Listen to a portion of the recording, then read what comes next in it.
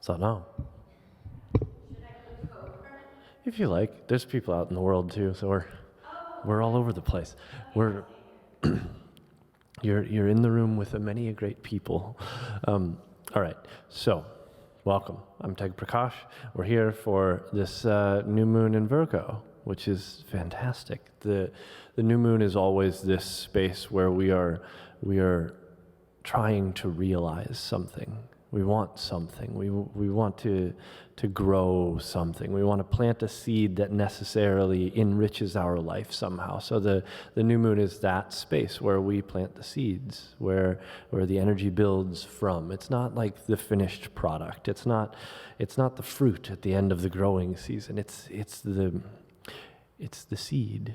It is exactly that. So the new moon in Virgo carries with it a very specific energy.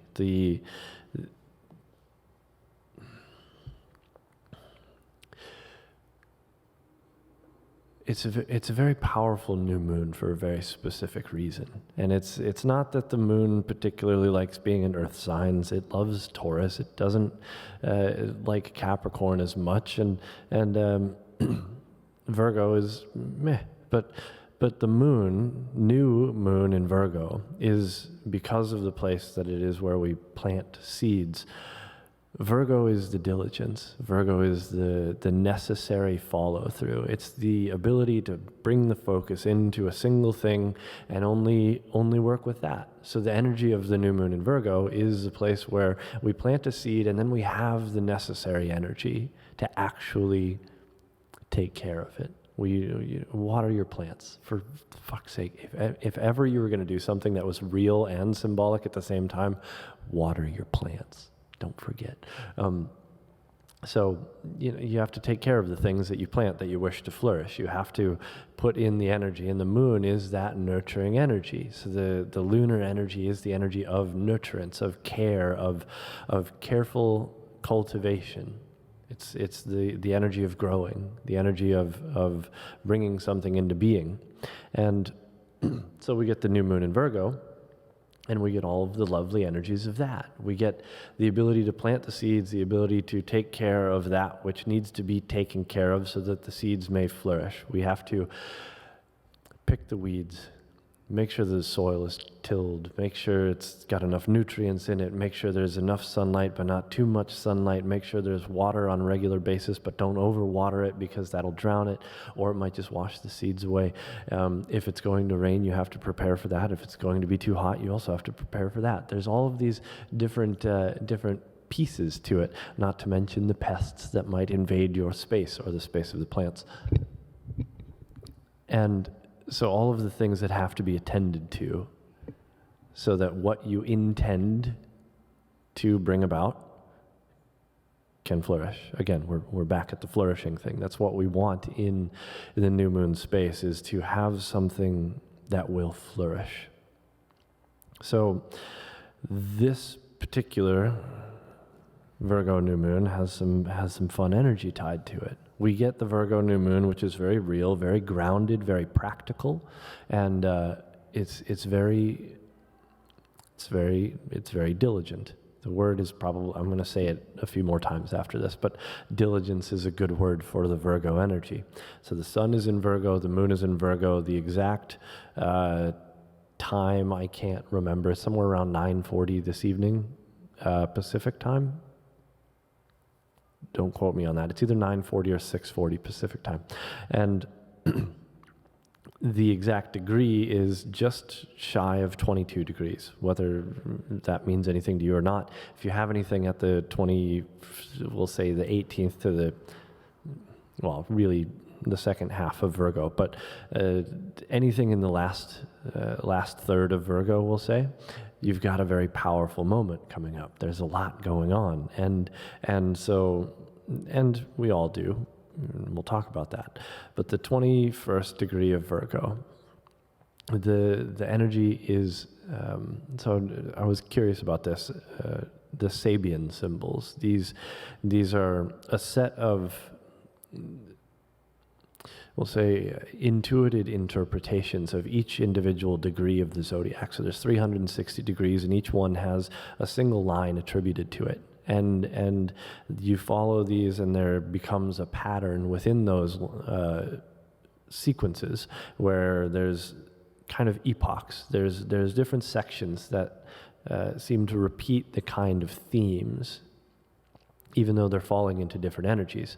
And so it becomes a very interesting thing. But this particular degree of Virgo, the 21st degree of Virgo, so 21 degrees 0 minutes through 21 degrees 59 minutes of Virgo, is attributed to the line, a girls' basketball team. Seems mundane, seems simple, seems like, what does that mean? Well, think about the energy of Virgo.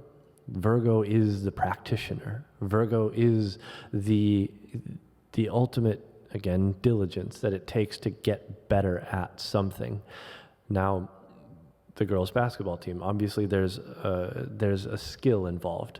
There's a skill involved in playing basketball, in taking this thing, which everybody bounces around and passes back and forth and tries to get into a hoop. Now, we have the ball, which is ultimately the ego. Symbolically, the ball is the ego. It's the thing that everybody pays attention to and the thing that everybody thinks is the most important. So it's the collective ego, if you will. And we have the hoop, which is,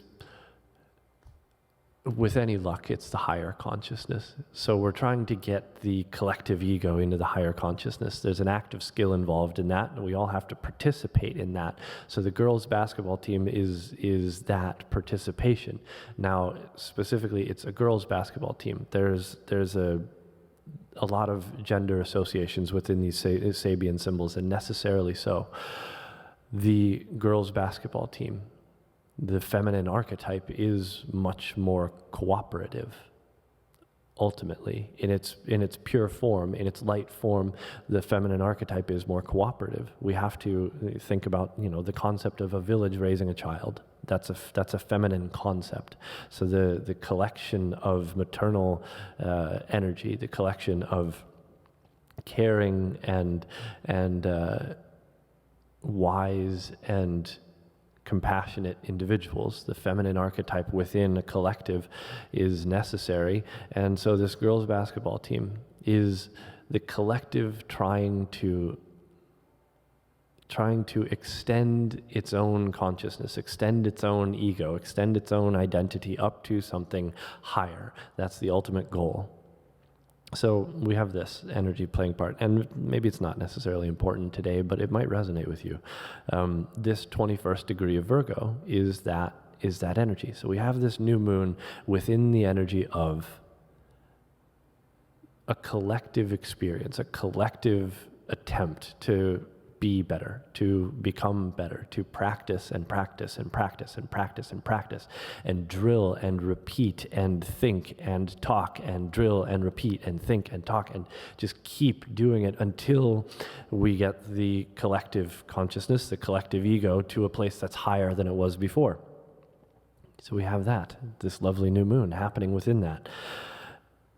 The reason why that became interesting to me is because of this new moon's connection to Uranus. Uranus is at 22 degrees of Taurus, and I didn't look up the Sabian symbol for that because it didn't intrigue me. Uranus in Taurus. Uranus is this planet which rules the forward movement. It rules evolution. The kind of think about evolution on like a genetic scale. The ways that the genes randomly produce variability within a certain species, and whichever one seems to do a little better than the other one, that's more likely to move forward, right? It's evolution driven by ultimately randomosity and forward movement. It's just that. It's that pure extension into the future.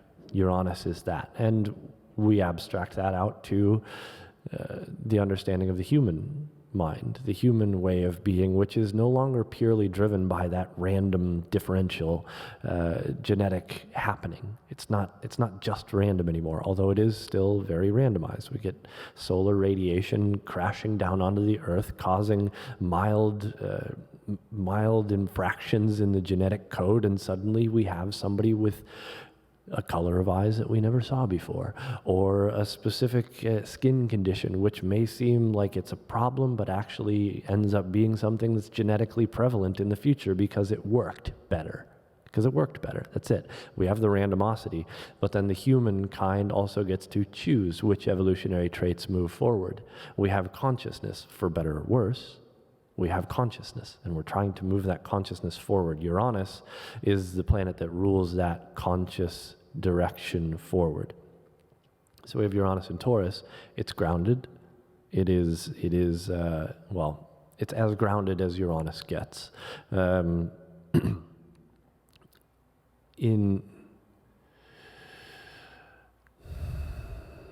So technically it's in its fall. Uranus, the intensity, the electricity of Uranus plays out best in the sign of Scorpio. So Taurus is that polarity, it's the opposite side. So Uranus it's not in its best place. We get this kind of strange, slow, steady tectonic shift in society. While Uranus has been in Taurus, there's been a whole kind of not quite solidified upheaval of the economic structures of the world, the value structures of the world, the collective idea of what is valuable, which is basically the open market, the free market, where everyone is collectively deciding on what things are actually worth, which is really the only way to figure out what everything is worth. But there's been a shift in how that's all figured out, and there's been a shift in how that's exchanged with cryptocurrencies and various types of other currencies and people changing what backs their currency. It's all been slow and steady, but still dramatic. It's been still very intense and electrified. That's Uranus. It's that electricity. It's where, lightning strikes and changes one substance into an entirely different substance.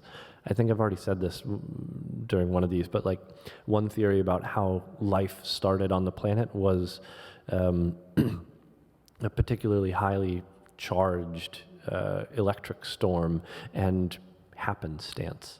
It was lightning striking an ocean which was rich in all the necessary elements to create a carbon-based life form. And suddenly we were off. It replicated itself. Lord only knows what actually happened, but that's a good theory, and that's a Uranian type of thing. It's a Uranian happening. It's random, and it moves everything forward. It changes the entire landscape of everything around it constantly and forevermore. So Uranus and Taurus changing the ways that we value things, connecting to this Virgo new moon, where we're in an energy of collectively trying to forward our development. We're trying to become better. We're just trying to be better. That's all. Again, maybe we don't all have the perfect view of what better is, but that's the fun part. We all get to interact and collectively decide what better looks like for each of us and also collectively. That's the Virgo way. The Virgo archetype is start with the self. So each thing that we're doing, intending to do, setting intentions for projects we're starting, seeds we're planting, things that we're just bringing the ideas out of the mind into our immediate world, can all, if we decide to, be entirely geared toward what is going to further my movement forward and how is that going to actually benefit the greater society. It's a lofty thing, but it can, it starts with you. What do you do? What do you want? What do you need to make happen in your life to be more complete, more fulfilled, more satisfied with your own level of skill and attainment and attunement? And how is that connecting to the spirit? How is that connecting to the kind of the God force around you? Because Virgo is not just looking for perfection in the worldly realm. It's seeking God through worldly perfection. The sense of cleanliness is next to godliness. That's we not just like wash your hands and be like God. No, it's like cleanliness. It's literally the idea of being pure in your intentions and your actions and your words, and projecting that out into the world. And that's a godly experience. And whether you're religious or not, there's a divinity to it. There's a reverence to it that increases the frequency of the planet. When you get into that mindset of like, I am creating a more pure version of myself so that the world can be more pure. That's the idea. That's the lofty goal of Virgo. So I will perfect myself so that the world may be more perfect. And the trap is always seeking perfection and never understanding the current state. The light form of that is always aiming toward perfection and understanding that you've moved forward today from where you were yesterday. Virgo, the incremental steps. It's like I did, we'll just go with, we're here in a yoga studio. I did my practice, my minuscule practice, whatever it might be. Maybe you do 3 minutes of meditation every day. It's like maybe you're on day 467 of a 3-minute meditation. That's a lot of meditation, by the way. And tomorrow, what did I say? 300? I said 467. I can't remember. You've made it one more day. It doesn't seem like much compared to the rest of the days, but in the mind of Virgo, you're one step closer to perfection. You're one step closer to perfection. And so that's the vibe. That's what's going on. Uranus in this collective movement forward is directly influencing this new moon in a close way. This is the tightest aspect that we have involved in this new moon. So we have the collective movement forward. The next exciting thing with this is Neptune in Pisces. Now it's not a super tight connection, but it's close enough. What's it say? 26. I write too small, and I didn't wear my glasses today. The Neptune in Pisces is at 26 degrees Pisces, which means it's about 5 degrees away from an exact aspect. So on any normal scale, it'd be pushing it. You wouldn't think about it. But with the sun and the moon together, you're looking at much wider aspect orbitals. Again, doesn't matter if that doesn't make any sense to you. The idea is Neptune's involved. It's here. It's playing around. Neptune is in Pisces, in its home, in its favorite place to be, its most magical, mystical, unidentified, unfathomable depth of Pisces. Neptune is the dream. Neptune is the unconscious mind, the place where all the things that we don't think about or that we don't think we think about swim around, right? And also the dream space, the constant movement of the dream space. And I said this last time, I'm pretty sure, because spiders, as it turns out, dream. Spiders dream. How awesome is that? They move their little legs and their eyes flicker around. It's the best. I like spiders. I'm a 8. The number 8 is resonant with a lot of things in my life. So I like spiders. They're very mystical creatures. The Neptune and Pisces energy is that energy where we actually get into the dreams and the things that motivate us beyond what we're consciously aware of. So when we're swimming around in Pisces land, when we're swimming around in Neptune land, we are experiencing things in a more almost fluid fashion, where what we're thinking about unconsciously is a little more visible on the surface. We can discern some of our unconscious desires, some of our unconscious motivations, and kind of move them out to the surface so we know what's actually pushing us around, or so that we can apprehend what's pushing us around and let it become a service to us. Let it become something that's actually moving us in the forward direction. So it's not just like unconsciously grabbing onto our ears and pulling us into the past as we dream about some lover that we forgot about years ago. It's a very interesting place, the unconscious mind. And so Neptune and Pisces opposing this new moon brings us into a very different space. It can bring us into either a space of allowing for our unconscious motivations to push us away from or inadvertently too tightly into our intentions. Or it's like, think about, imagine, if you will, you plant a seed, you set up a project, you start doing the thing, and we're perfectly motivated on the surface. We're perfectly motivated in the real world to do a certain thing for a certain reason, and halfway into actually getting the project launched and things are actually moving and people are starting to become involved, you suddenly realize that, like, this isn't exactly what I was after. Now it's the exact thing you planned for. Nothing has gone astray, nothing has gone awry, but there's something about it that doesn't quite feel right. And that feeling that it's not quite what you thought it was, is where Neptune shows its head. Whereas it's like, hi, you thought you wanted something, but you actually wanted something else. And so now this thing that you wanted is becoming real, and you're realizing that it wasn't quite the thing that you were after, and it creates a kind of muddiness about things. So we have Virgo and Pisces, the earth and water, naturally creates a murky environment if it's allowed to do so.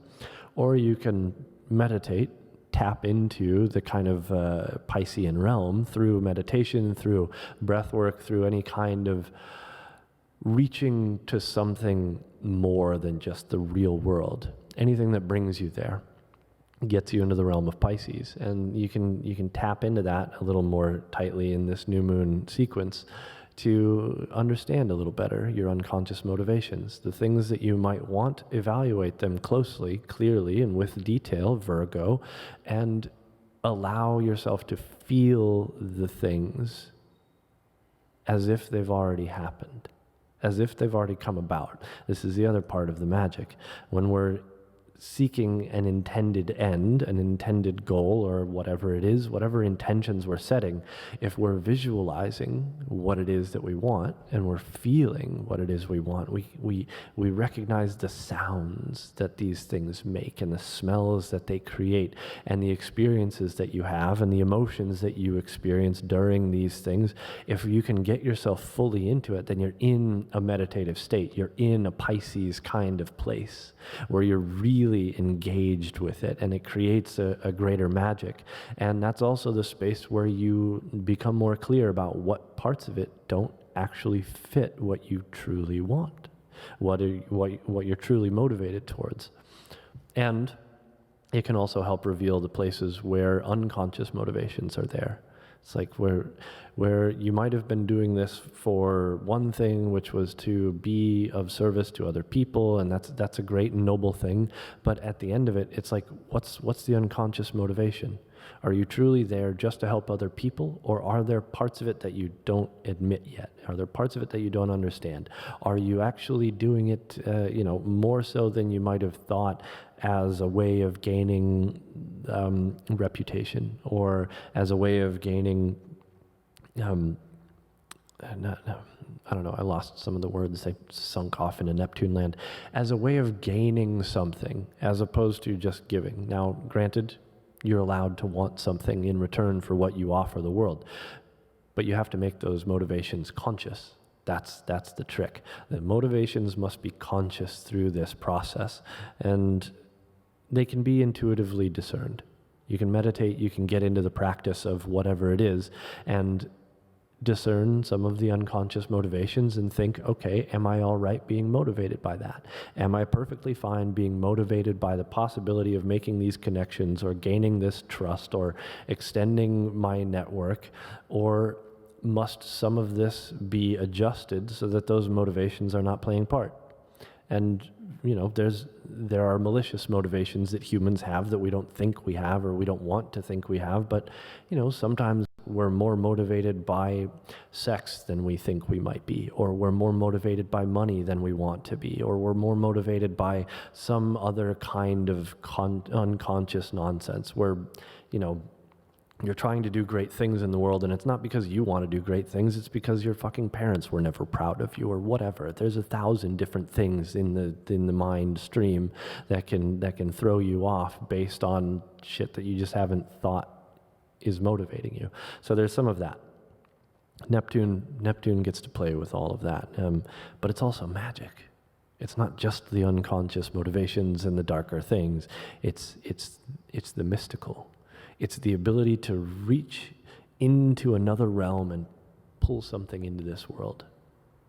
So the things that we intend to accomplish as we discover and either discard or readjust our unconscious motivations can be attained much more easily, because we can pull energy out of other realms. That's the magic of Pisces. We get to do that, and it's not at odds with the worldly development of practical happenings. It's actually in harmony with, in a certain way, as long as you're balancing the two. The Virgo wants practical application. The Pisces wants mystical acquisition. And you can use both of those in the intentional process. So that's a fun part. Less tightly associated still, but important, is Pluto and Capricorn. So we have Pluto and Capricorn, and Pluto is the one that inspires long-term change. So we have another element of change. We have another element of long-term change in the mix with all this. And this one's further off, but it becomes more important over the next week or so as the sun moves forward and creates tighter aspects with both Uranus and Pluto. The tectonic shift of Uranus and the long-term transformation of Pluto are in these earth signs where the real world is actually shifting. The analogy I used yesterday when we were moving into this energy is think of a skyscraper. You want to build something that is magnificent and extends high above the earth, and the people that were on the ground before building this were just a slight bit off. The measurement was just barely off, but it was enough not to be noticed. That's fine on the ground. That's fine here and here, maybe here. But if you want to go up there, suddenly you have hundreds or thousands of tons of weight that are just slightly off center, and the counterbalance that would hold this thing steady is fine for now, but when an earthquake hits, when Uranus hits, the counterbalance no longer works. The system fails and the whole building crumbles. So it's just the tiniest little bit off at the ground. But up there, it's inches or feet and tons and tons and tons of material. So the higher you want to build, the more precise you have to be at the base, at the earth realm, at the ground level. That's what this is. The sun in Virgo, Uranus in Taurus, Pluto in Capricorn. The things that will transform the face of the planet or the face of your own nuclear existence can all be built as high as you want. It can be built as big as you want, as heavy, as light, as strange, as artful, as beautiful, as dynamic as you want, as long as everything on the ground is precise and perfect. So that's the goal with this new moon, is set precise intentions. The last thing, I've been talking for long enough. The last thing is the ruler of this. So every time there's lunar energy, we get the new moons or the full moons, there's a ruler to it. It's called the ruler. Anyway, the sign of Virgo is ruled by Mercury, so it plays a part. And usually I don't talk about the ruler of the lunar energy, the lunar day. But this one is very specific. So we have Mercury. It's currently retrograde. It's currently moving backwards. We're in this review of, or rather this rechurning of the energy that we've already covered. And it's nearly stopped. And it's going to start moving forward in a couple of days. But it stops tomorrow. It stops its backwards motion and moves forward tomorrow. And it's in a very short, it's not moving very much at all. It's all in the 8th degree of Virgo. Mercury rules Virgo, and it's in its home sign of Virgo, and it's retrograde in Virgo, but it's nearly stopped, which is when the planet is at its most powerful. So it's most impactful, and so that's relevant. We have, this is what actually tipped me off to the Sabian symbol thing. It stops at precisely 8 degrees of Virgo. It's not very often that a planet stops at an exact degree, 0 minutes, just an exact degree, 8 degrees, 0 minutes of Virgo.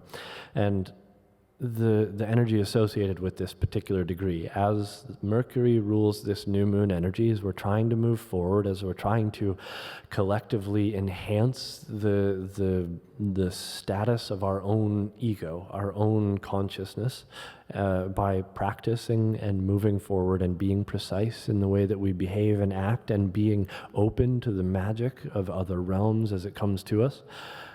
Mercury is in this degree that is associated with the line, a 5-year-old child takes a first dance lesson. So we have a 5-year-old child. This is always my favorite example of Leo energy. It's the creative potential within a 5-year-old is unstoppable, as long as you never deter it or tell it not to create things. But it's like before a child is told that something they created is good, they create something, and it's fantastic. It's the best thing they've ever done, and they want the world to have it. It's a beautiful energy. So we have a 5-year-old, but this 5-year-old child is taking a dance lesson, the first dance lesson. So we imply this is a child, someone who is inexperienced and unmolded, unshaped, which is beautiful, but also not confluent to society at large. Like, we have to shape ourselves necessarily and inspire the shaping of young humans so that the world can become a better place as they shape themselves ever more appropriately, ever more perfectly. The Virgo energy. The first dance lesson. It's the first instance where this 5-year-old is influenced by something that has already been structured, something that society has already built, is now being placed on the creative potential of this child. And the notion is practice is necessary, and the direction can go, a multitude of ways, but basically there are 2 choices. The 5-year-old either, with any hope, we'll just go with one choice. With any hope, the child responds by seeing the structure that's been established and trying to operate within that, learning to operate within that. There's an element of satisfaction in the ability to control how it is we express, and that's the goal. And look, you watch a 5-year-old and tell them that there are rules, they will follow the rules. If it's still fun, if it's still part of the game, if it's still, you don't have a game without rules. And children, they love games.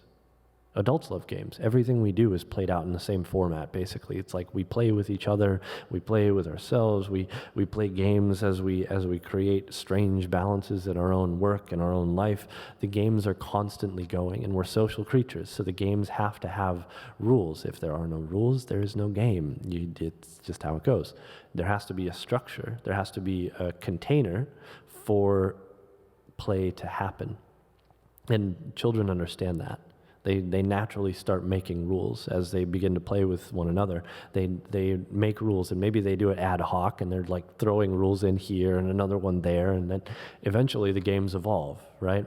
So we take a child that's interested in something, and we give them a set of rules to operate within, and they become enthused. They become driven. They become, in a strange way, maybe they become obsessed. Because it's like, it's a game and it has these set rules and they have to operate within it, and there's a drive toward perfection. There's a very interesting notion of needing to be better. Even as a young child, like 3 years old, you're constantly trying to be better at something. That's all it ever is. That's why kids ask the question, why so much? Why? Everything, why? Every kid has a phase, right? A why phase. But it's the constant repetition of things. It's a very Virgo action. It's a very Virgo nature. We think of children as these like little balls of sunlight and sunshine. It's like As soon as they figure out how to be the creative, the Leo, the exuberant and creative, they start to lean toward the Virgo nature. They start to go toward practicing something over and over and over and over and over again, to the extent that it drives most people insane.